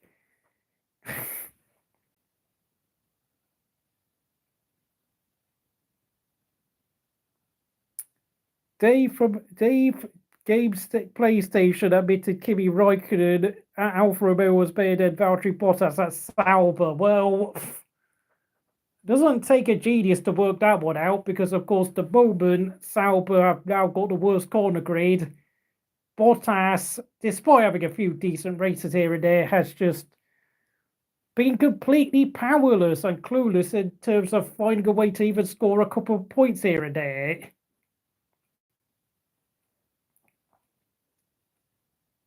I mean, yeah, Verstappen and Hamilton were so dominant, but you've got to realise what I'm trying to say is that Ricciardo had all the ideal settings, ideal car characteristics at Red Bull, so had he stayed on for 3 years longer, he could have well have capitalised on Hamilton and Max hitting each other at places like Silverstone, Hungary, Monza, Saudi Arabia, Brazil, and of course, what happened to Verstappen at Baku, and then of course Hamilton's overshooting the start.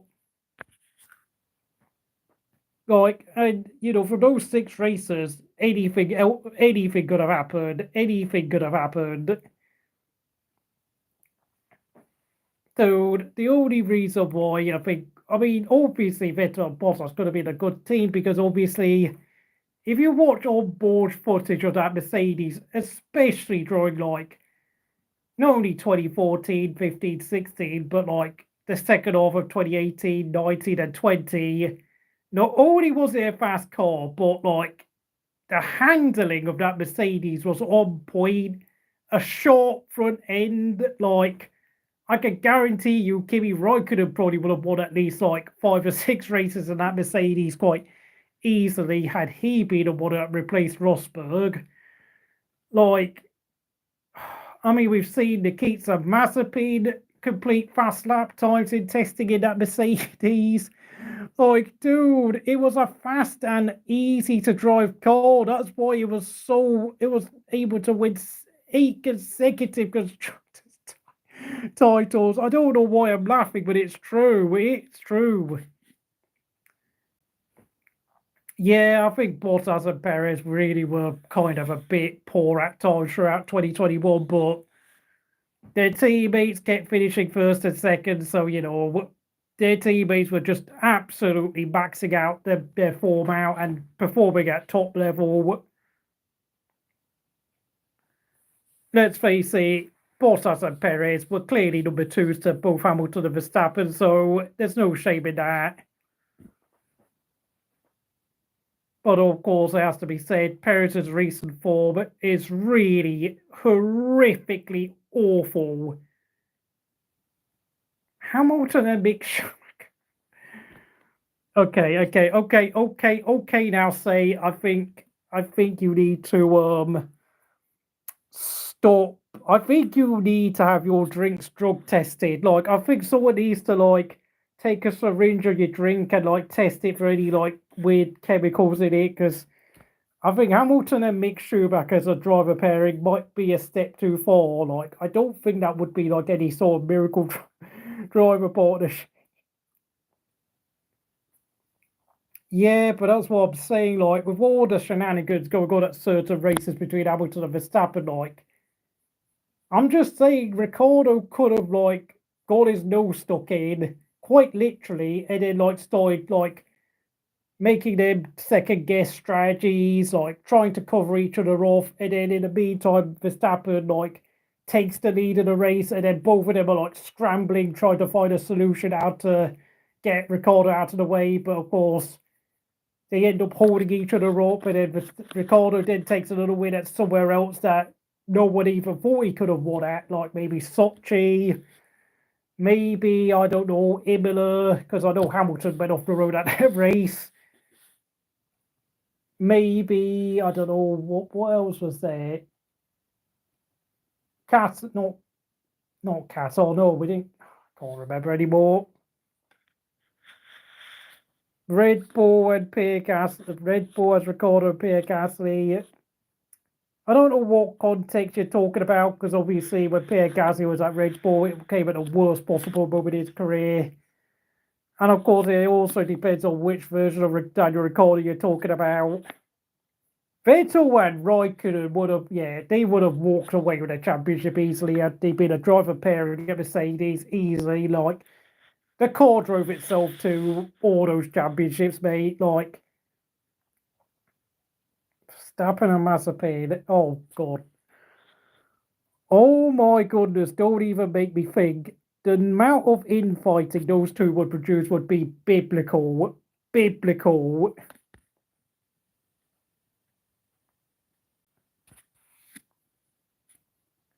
I mean, obviously, I know you're talking hypotheticals in terms of obviously, had Lewis and Max kept their nose clean and not got involved in incidents at Baku, Silverstone, Hungary, Monza, and all that, but you can't realise, due to the nature of their championship fight, they ended up taking points away from each other. That's what I'm saying. Obviously, in a 2021 with a clean fight, Hamilton and Verstappen would be miles ahead of Daniel Ricciardo easily, but we all know 2021 was not a clean fight. It was far from a clean fight. It's that's why I say Daniel Ricciardo could have won the championship, because it was anything but a clean fight. That's what I mean. Yeah, but I think obviously in the history of F1, even in what was it, Red Bull last year, and of course 1988 McLaren, those two teams still managed to lose a race to Ferrari, funnily enough. Berger at Monza, and of course Carlos Sainz at Singapore. So, I mean, theoretically, yes, I know the best versions of Vettel and Raikkonen would win every race in 2020, but even the very best have a bad day on the office. So, I think obviously had Kimi and Vettel done such a feat at 2020 Mercedes at their best form at 25 years old, I mean, it would obviously go down in F1 history as being the first ever team and driver partnership to win literally every single race without fail.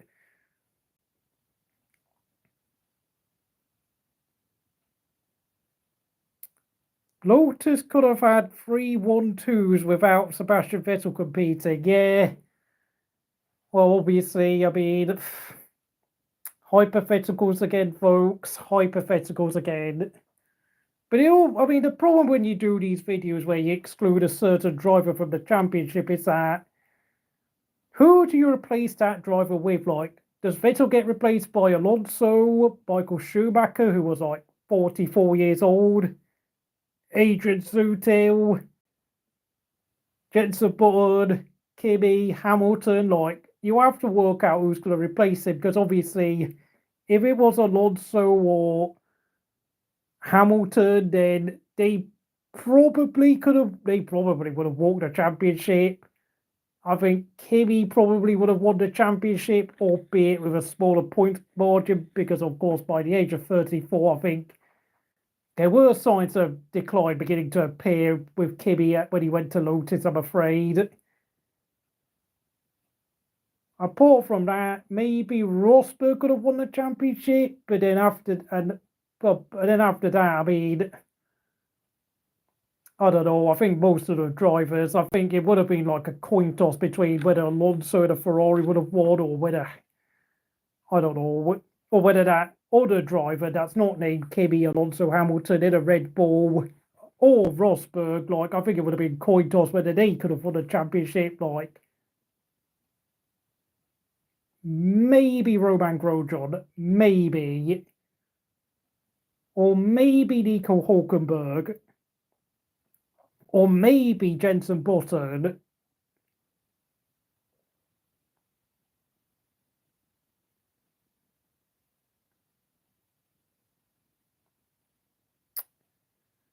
By 2013, I think Felipe Massa was way past it, if I'm going to be honest, just totally miles past it. And let's face it, the fact that he then got beaten 3 years straight by Valtteri Bottas and Williams should tell you everything about where Felipe Massa was, not only as a person in that he was just enjoying his remaining years in F1, but just the fact that he just didn't have like the drive and consistency or like the adaptability to get the best out of the Pirelli tyres, the ban on refueling, and of course the hybrids that came afterwards. It's a weird one with Jenson Button in that. I think Jenson Button will go down in history as being like the last world champion to become a world champion, despite only having like 7 pole positions to his name in that. His qualifying speed was just bang average, like brilliant in the races, exceptionally adept in the wet conditions at car control, but like most of his qualifying performances just had average written all over it. Like, I think the only driver he like properly outpaced in qualifying was literally Takuma Sato, and that's of course because Takuma Sato was a paid driver. So, I mean, even against someone like Kevin Magnussen, I think Jenson Button struggled in qualifying, and I think he only had a small advantage over Sergio Perez as well. So, like, even against decent midfield drivers, Jenson Button had a real bad time in qualifying. I mean, Rubens Barrichello was very close in qualifying to Button, and I think there were times where Barrichello would like put 2 or 3 tenths of a second on Jenson Button's head easily at times, like when he drove together a Honda. So I know the phrase, he's the least truly great of the truly great drivers. I think it's accurate because, to be a truly great driver, you have to be quick in the race, good in the wet, and quick in qualifying. But Jenson totally was very much lacking in the pure qualifying speed department by quite some margin, to be honest. But his race drives always made up for like an average grid position. And I will say, the 2009 rule changes, along with, of course, the ban on refueling in 2010, and then the Pirelli tyres in 2011, and the hybrids in 2014 made it more and more like a sport geared towards Jenson Button's driving style of like saving the car, saving fuel, saving engines, preserving tyres. It just made it more and more closer to Jenson's driving style. So Jenson literally went from being like a very good midfield driver to being basically one of the top drivers within like a couple of years, from like struggling with Honda in 2007 to winning the championship with Braun in 2009. Like, he literally won the lottery. Like, don't get me wrong, like, Jenson was an excellent driver, was a good driver, but had the rules more or less stayed as they were from 2008 for the rest of Jenson Button's career, right until like the 2017 Monaco Grand Prix, I think. I'm not sure. I think Jenson Button might have missed out on becoming a champion, and he might have only had like 4 or 5 race wins. Like, because you have to realise the strategic element that the Pirellis and the refueling ban came in for 2010 and 11 really allowed Jenson's like strategic intelligence and ability to read conditions and find grip in like damp, drying conditions at places like Hungary, China, and of course that famous Canadian Grand Prix literally come to light. Like, it just became like, for me, Jenson Button's like an F1 version of a 4-time snooker champion called Mark Selby, who's like, he's not the most fun to watch. His snooker can be a bit slow, but he's like so good at the tactical side of the game, and he's like one of those people would be excellent at playing chess and like jigsaw puzzles. That's like what Jenson Button was to me.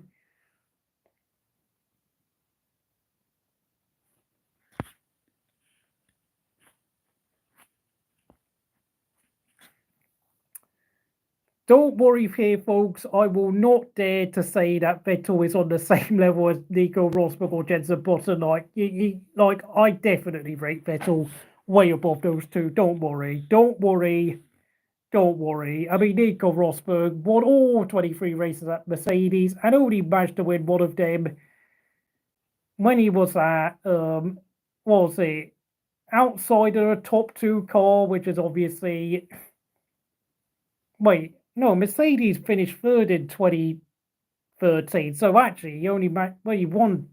No, I think Rosberg managed to win at least three races in a car that was outside the top 2. But anyway, yeah, I mean, obviously, and then you get someone like Nico Rosberg, who was very much someone who maximised his very short list of strengths, which was good qualifier, solid race pace, and good at just being very consistent and clean there. Like, as long as he never had to deal with rain or like wheel-to-wheel battles, with the exception of the 2016 Malaysian Grand Prix, Rosberg was definitely a weaker champion than Jenson Button.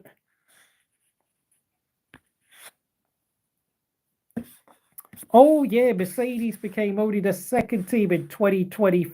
Oh, right, I can't remember now. Okay, I forgot.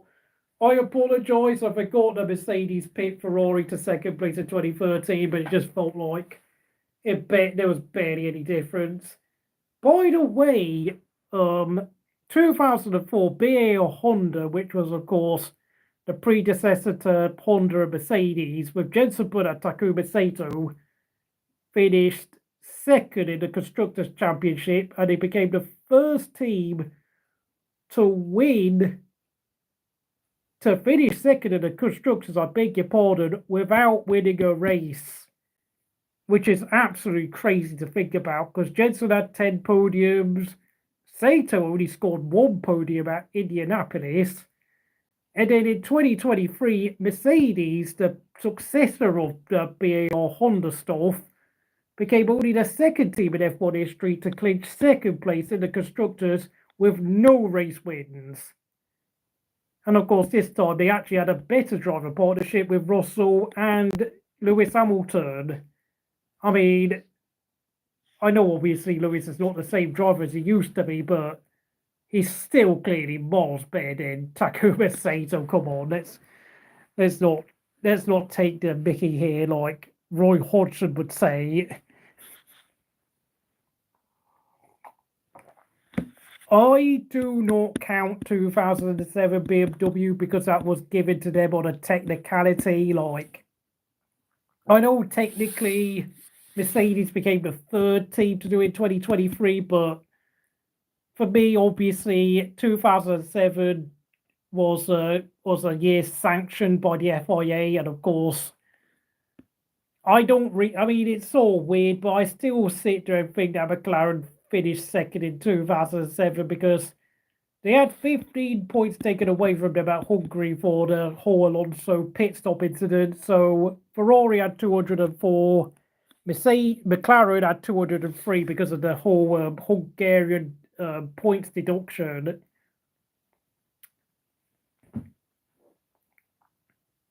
Yeah, but that's because Ferrari helped Michael Schumacher helped Ferrari win 3 races in 1996. So swings and roundabouts, folks.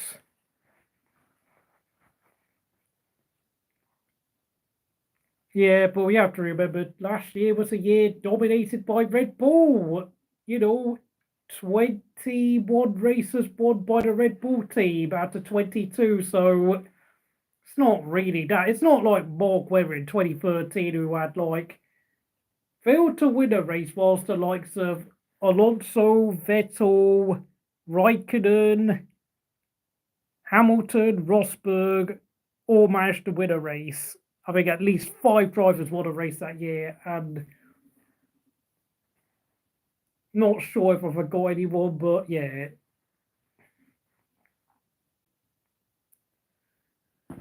Oh my god, yeah, but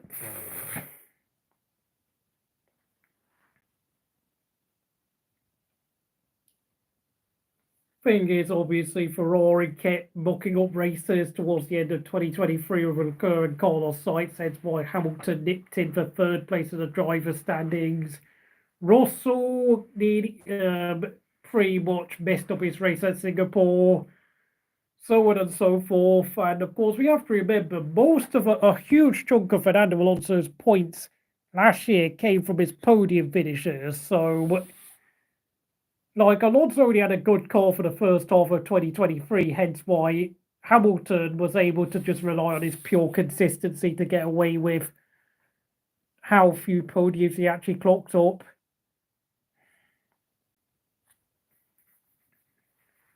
Yeah, thank you, Will. I only just about remembered. I was sitting there thinking, was there anyone else who won a race in 2013? But then I remembered Vettel did end the season with a 9-race winning streak, which was only broken by Max 10 years later with a 10-race winning streak, of course, driving for the same team. So, yeah, but of course, I will say I don't think it's fair to criticise Lewis Hamilton for becoming the first driver since Mark Webber to finish 3rd in the Drivers' Championship without winning a race, because only 3 drivers won a race last year. And of course, we have to remember Alonso did take relied a lot of his points, took a lot of his points from the 6 or 7 podiums he scored last year. So obviously, Hamilton was having to scrape by on 4th, 5th, and 6th place finishes all the time. So if anything, I think Hamilton drove well last year. Not so much this year, obviously, but last year I think he drove well enough, just to be consistent and just to help Mercedes finish 2nd in the constructors.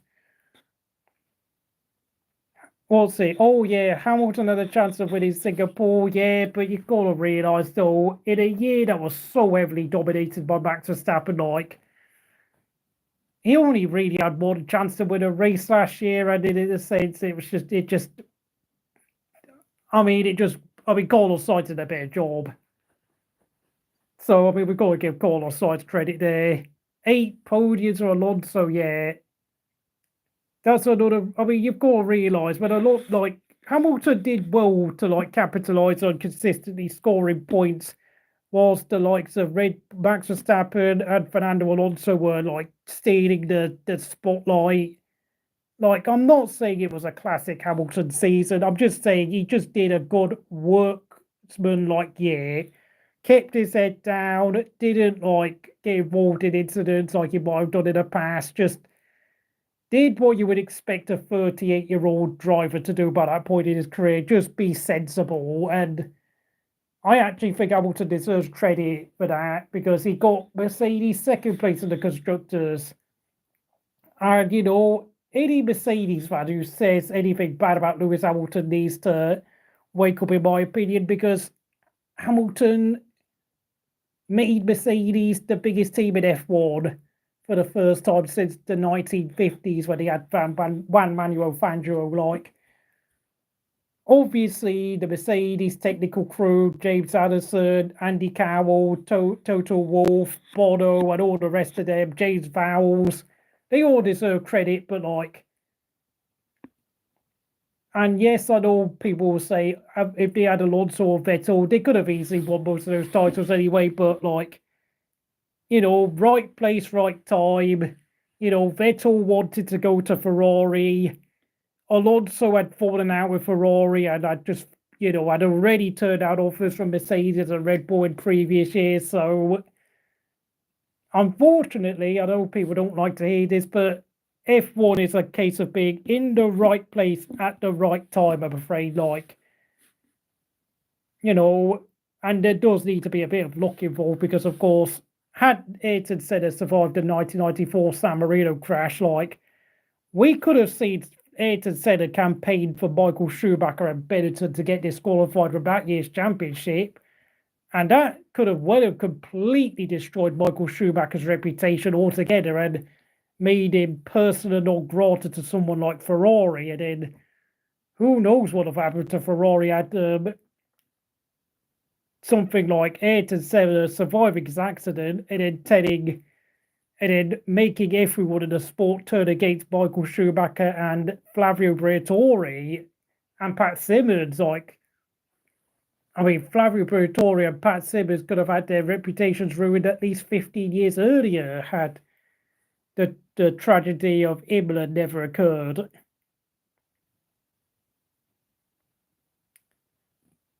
Yeah, I have to be sensible. Like, even though I don't like Fernando Alonso, I do acknowledge his driving talent. Like, I am supposed to be objective on this channel. Like, and you have to remember, Kimi's peak best years were mostly really between like the second half of 2002 till about 2009 when he left Ferrari for the first time. Because when he came back with Lotus, he was still a good driver, but he had lost that raw speed completely because mucking around in rally cars totally distracted him. And let's face it, Kimi never Kimi leaving the sport for 2 years clearly took away Kimi's focus. And of course, I mean, that year in 2014 was just, yeah, that completely damaged Kimi's reputation by quite a fair bit, I'm afraid. And I had to admit, like, even back in 2014 at the start of the season, I kind of had a gut feeling that Alonso would beat Kimi Räikkönen over the course of the year. I didn't think, though, Alonso would obliterate Kimi in the way he did. That was the problem. Like, I did not predict the margin to be like a century of points. I didn't think he would outscore him by like well over 100 points. I thought he would outscore Kimi by like 30 or 40 points. That was it.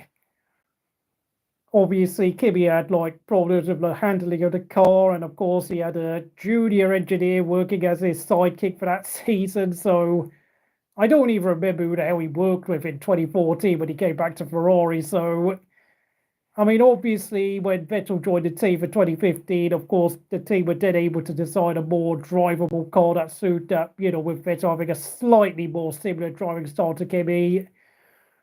Obviously, that helped Kimi to get back on it, look a bit more respectable again, even if it wasn't the same vintage Kimi of previous years.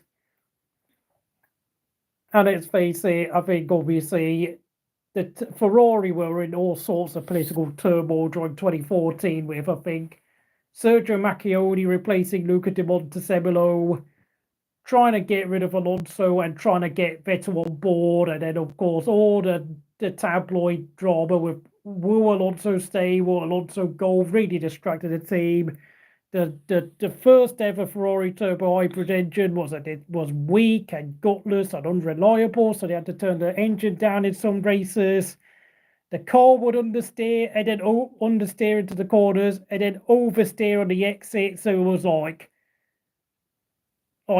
Alonso was the only reason why Alonso got the best out of the car, because he'd already had a good idea in his head of how the car would react in comparison to what he'd been driving for the past 4 seasons.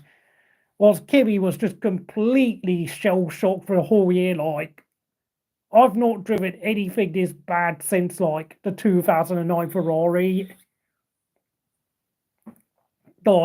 And even the 2009 Ferrari was not as bad as the F14T. Like, the F14T was like, the only thing I know of that could come anywhere near as bad as the 2014 Ferrari has got to be the 2020 Ferrari, which was driven by none other than Leclerc and Vettel, who, of course, we all know Vettel had a nightmare driving the SF1000. Where, of course, I mean, Vettel also had a fairly similar year to what Kimi had in 2014, where it was just a headache after one race or the other, finishing out of the points, trying to snatch a point or two here and there. Just, yeah, I mean, Vettel, kind of like Kimi, was just out of sorts completely.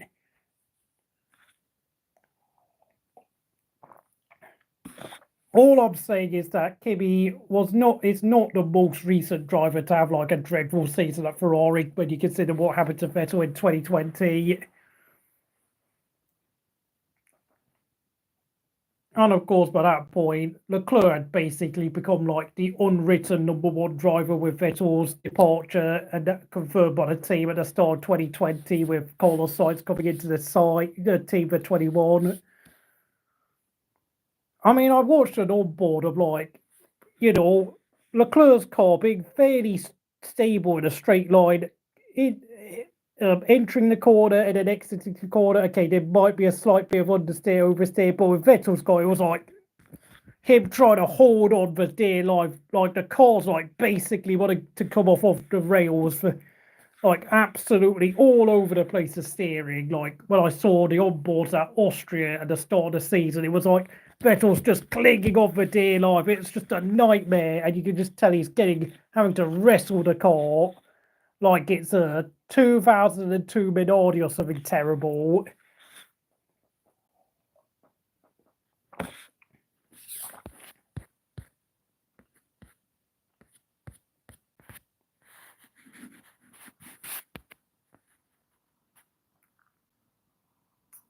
And yeah, I'm looking at the poll. 5 people have voted in favour of Webber trying to raise Piastri stock price of the driver's market. Yeah. And yes, that's the other thing. I know there's like quite a few Ferrari fans who believe that Vettel was being sabotaged that year, just so that Ferrari could justify their decision to remove him from the team from 2021 onwards. I mean, yeah, Vettel and Alonso's career overlap, but then of course Alonso's careers overlap with quite a lot of drivers, like Schumacher's peak, Raikkonen's peak, Montoya's peak, Bottas' peak, Webber's peak, Massa's peak, Vettel's peak, Hamilton's peak, Rosberg's peak, having been in the sport for basically now since 2001. I mean, the only drivers I can think of where he never like had any overlap with any driver's peak has got to be Hakkinen and Jacques Villeneuve. And truthfully, probably David Coulthard, since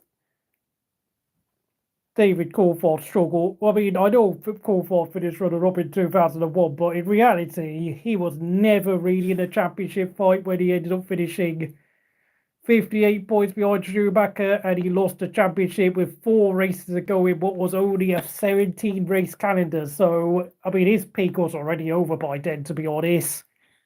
But, I mean, Hakkinen just had the most ridiculous drop-off imaginable, though. That's the reason why Coulthard ended up becoming their #1 driver for, like, a couple of years. In, like, that stopgap period in between sending Hakkinen off into what was a sabbatical, in reality, we all know it's a retirement, and bringing Kimi to the team.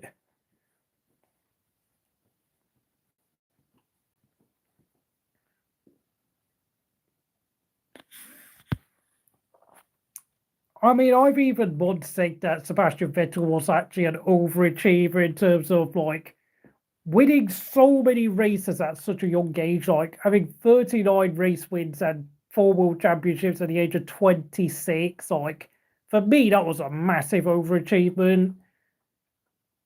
And the fact that, obviously, as we all saw with his struggles in ill handling cars being a much frequent sight, I mean, in many ways, he did overachieve.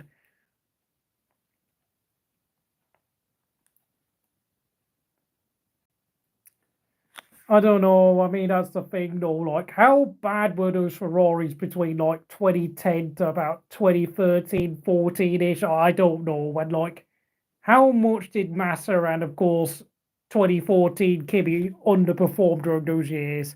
Oh yeah, Hakkinen. I think there was a story where Hakkinen basically admitted that he lost his enthusiasm for F1 when he crashed out of the 2001 Australian Grand Prix with that suspension failure. Like, I think something broke in the car, and then it just sent him straight into the barriers, and it like gave him nightmares of what happened at the 1995 Australian Grand Prix practice session, where basically the same thing happened. But of course, at the Adelaide circuit in 1995, it was like a real proper street track where there's like the tire barriers were only 1 tire deep.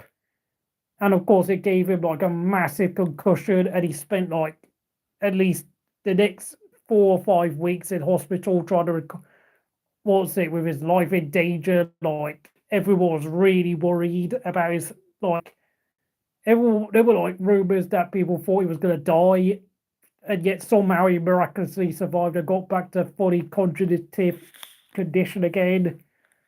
Like, that was a really scary time for F1 because, of course, it only happened like just over 18 months after Ayrton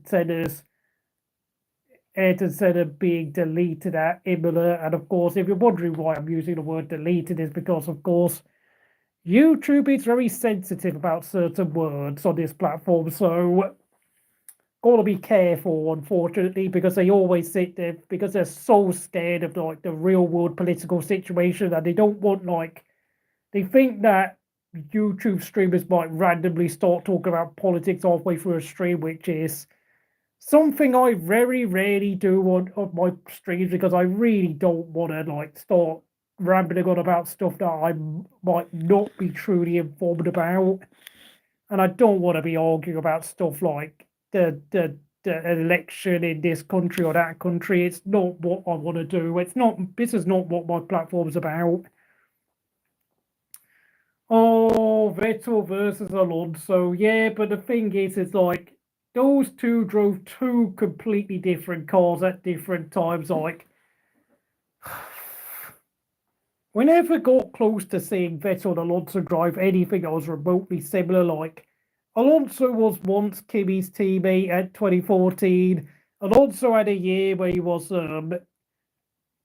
Hamilton's teammate in 07. And of course, the only thing that we've got to compare with Vettel is obviously his 4 years with Kimi. But of course, those 4 years was Kimi being miles past his best. So it's actually a really hard to create a reliable point of reference. And of course, Alonso used to fight for world championships against Kimi back in 2005 when Kimi was much, much quicker at McLaren. So there's all sorts of different factors, but I will say this one thing: between 2010 and 2013, Alonso was better than Hamilton. He was better than Hamilton. And I actually, because for me, like what Alonso did at Ferrari was better than what Hamilton was doing at McLaren or what he did in his first year at Mercedes.